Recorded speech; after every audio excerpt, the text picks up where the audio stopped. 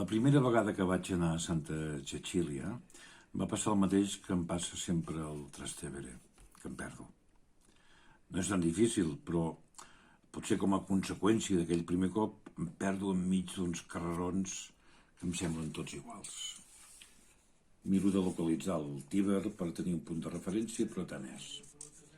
Aquella vegada, a Santa Cecília, el primer que vam veure va ser el judici final de Cavallini, d'en Bizantí, com he dit abans, un anunci del que després significarà Giotto.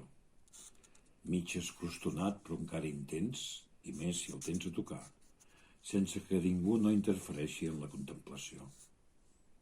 Quan hi he tornat, mai no hi he trobat ningú. Aleshores, havies de trucar al timbre del convent que regenten unes monges benedictines i demanar que et deixessin pujar al cor. A la recepció, una monja anciana, molt vella, t'indicava el camí de l'ascensor i aleshores pujaves i et trobaves amb unes quantes vitrines amb exvots i al fons a l'esquerra la magnífica sala del Cavallini.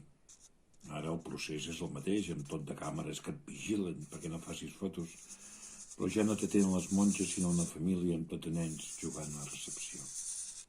Ja no pagues la voluntat sinó una entrada tarifada.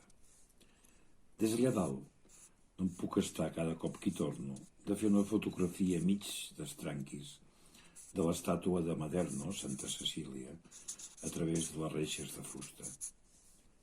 Encapsular aquella calma en un dels forats del cor és com un ritual, una manera discreta, llunyana, de percebre la serenor de la santa.